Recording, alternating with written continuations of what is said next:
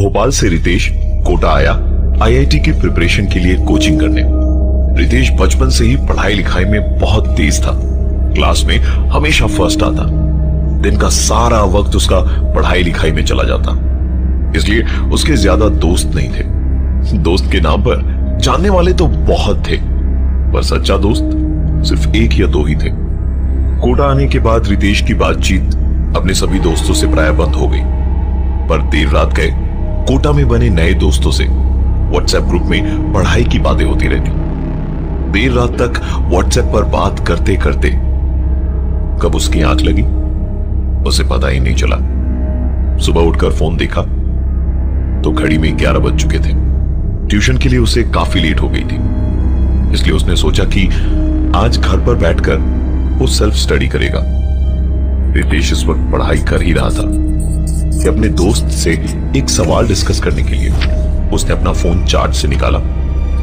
Phone की home screen पर एक पिक्चर देख उसकी आंखें अटक गई। यह पहली बार था जब रितेश को इस घर में हल्के से डर का एहसास हुआ। उसके फोन की होम स्क्रीन पर तस्वीर थी खुद रितेश की, वो भी सोते हुए। रितेश को अच्छी तरह से याद है कि उसने कोई भी ऐसी फोटो नहीं ली थी, और दूसरी बात, उसके इस एक रूम के फ्लैट में उसके अलावा दूसरा कोई नहीं रहता था। इस बात को ज्यादा इंपॉर्टेंस ना देते हुए उसने गैलरी में जाकर फोटो डिलीट करी और वॉलपेपर चेंज करके नहाने चला गया। आज का पूरा दिन उसने पढ़ाई करने में ही निकाल दिया और रात को जल्दी सोने चला गया ताकि अगले दिन फिर से ट्यूशन मिस ना हो जाए। उसने अपना फोन साइलेंट मोड में किया कि तभी रात के 1 बजे उसका फोन बज उठा। उसने आधी नींद में एक ही आंख खोलकर अपना व्हाट्सएप देखा तो ना तो कोई मैसेज था और फोन भी साइलेंट मोड में था। तो फिर ये आवाज कैसे आई? इसे अपना वहम मानकर उसने फोन साइड में रखा और सोने लगा कि तभी फिर से ना कोई मैसेज, ना कोई अपडेट, ना ही कोई नोटिफिकेशन, और फोन अभी भी साइलेंट मोड में। परेशान होकर उसने अपना फोन स्विच ऑफ किया और सोने की कोशिश करने लगा कि ठीक तभी उसके कानों के पास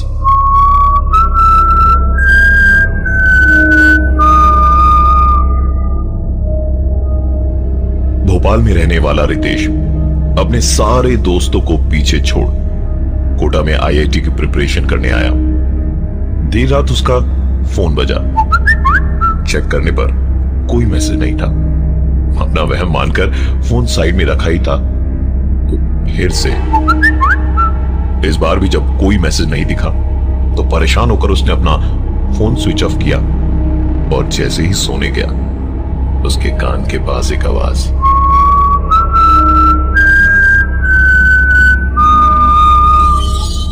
रितेश अपने बिस्तर से उठकर बाहर भागना चाहता था, पर वो अपनी जगह से हिल भी नहीं पा रहा था। उसे ठंड लग रही थी, पर शरीर पसीने से भरा पड़ा था। उस रात रितेश के साथ क्या हुआ खुद रितेश को मालूम नहीं, पर अगले ही दिन सुबह उसने अपना सारा सामान पैक किया और सीधे अपने एक दोस्त के यहां चला गया। दोनों ने उस रात देर तक पढ़ाई करी और सोने चले गए। सुबह जब रितेश ने अपना सेलफोन देखा तो उसके फेसबुक अकाउंट पे एक स्टेटस अपडेट था, आई एम फीलिंग स्कैर्ड, जिस पर किसी अनजान फेसबुक यूजर का रिप्लाई था, डोंट वरी मैं हूं ना। रिप्लाई करने वाले अकाउंट का ना तो कोई नाम था, ना कोई फ्रेंड और ना ही कोई फोटो। रितेश ने तुरंत अपने दोस्त से पूछा, तूने मेरा फेसबुक खोलकर कोई स्टेटस अपडेट मारा था क्या कल रात को? दोस्त का जवाब सुनकर रितेश टेंशन में पड़ गया कि आखिरकार कौन है जो उसके साथ ये सारे गंदे मजाक कर रहा है। उसके इन सवालों का जवाब उसके पास नहीं था, इसलिए इन सब पर दिमाग न लगाकर उसने पढ़ाई की तरफ ही ध्यान देना बेहतर समझा और ज्यादातर समय वो अपना फोन स्विच ऑफ ही रखता। कोचिंग क्लास में बैठकर अभी वो पढ़ाई कर ही रहा था कि पॉकेट में उसका फोन वाइब्रेट हुआ। फोन निकाल कर देखा तो फेसबुक पर एक मैसेज आया था, हाय, मिसिंग मी। क्लास में बैठे बैठे रितेश ने रिप्लाई दिया, आप हैं कौन? तो उधर से रिप्लाई आया, आके बताऊं, बस 2 मिनट लगेगा मुझे आने में। न जाने रितेश को कौन सा डर सताया जा रहा था। उसने तुरंत फोन से बैटरी अलग करी और अपना फोन बैग में रख दिया। अभी एग्जैक्टली 2 मिनट ही हुए थे कि रितेश के कानों में एक बार फिर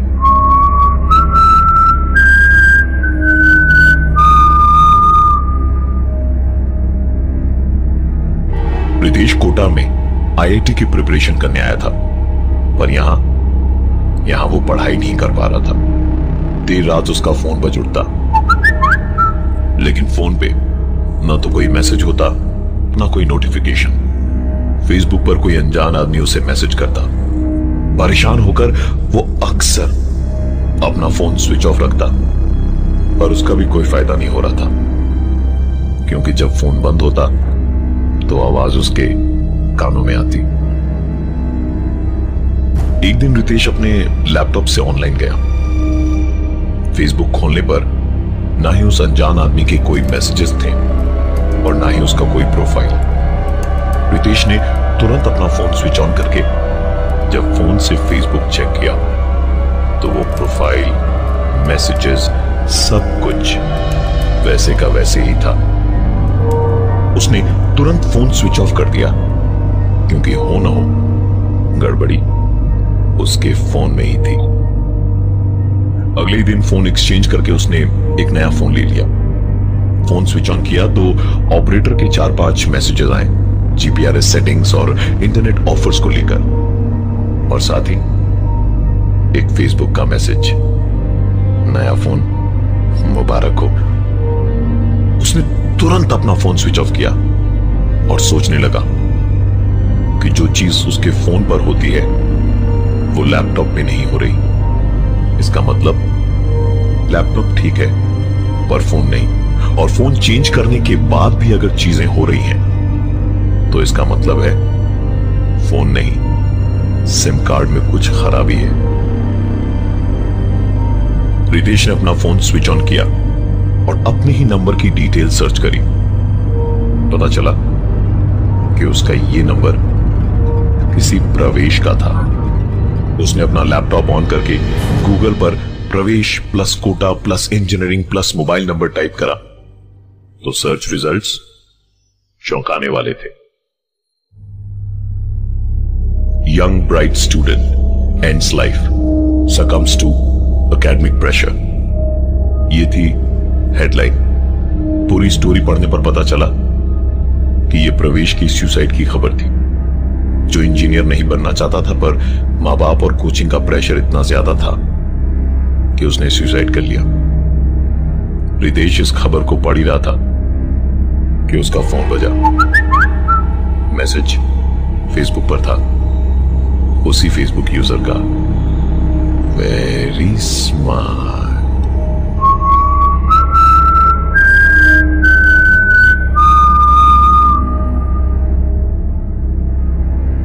रितेश कोटा में आईआईटी की प्रिपरेशन करने आया।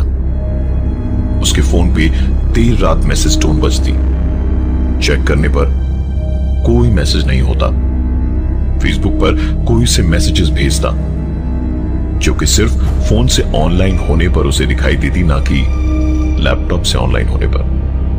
फोन चेंज करने पर भी जब चीजें जारी रही तो पता चला कि नंबर में ही कुछ गड़बड़ है।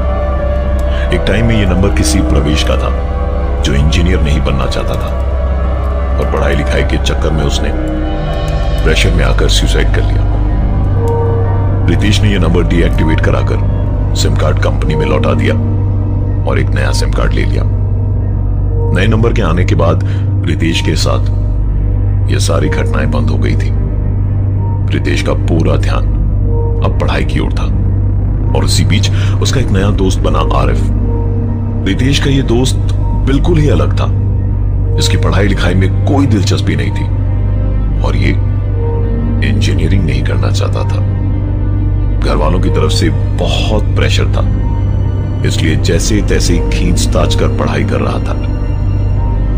कोचिंग के टेस्ट सीरीज का रिजल्ट आया तो आरिफ उसमें फेल हो गया। रितेश उसे चीयर अप करने उसके घर पहुंचा तो सुना आरिफ फोन पर किसी से झगड़ रहा था।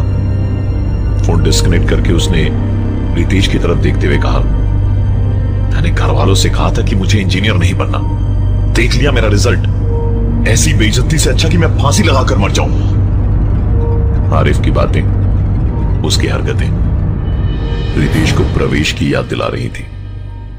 जब जब रितेश इस शहर में खुद को अकेला महसूस करता, उसके पास आरिफ का मैसेज चला आता, भाई तू अकेला नहीं है शहर में, मैं हूं ना, बस 2 मिनट में आता हूं। मस्ती मजाक में कब आरिफ रितेश की फोटो खींचकर उसके फोन पर वॉलपेपर बना देता, उसे पता ही नहीं चलता। आरिफ की ये सारी हरकतें प्रवेश से मिलती जुलती थी, इसलिए रितेश काफी डर गया था और अचानक ही उसने आरिफ से बातचीत करना बंद कर दिया। न्यूज़पेपर में एक खबर आई, engineering student succumbs to pressure and ends life। यह आरिफ के सुसाइड की खबर थी। इस घटना के बाद मानसिक तौर पर पूरी तरह से डिस्टर्ब हो चुका था रितेश।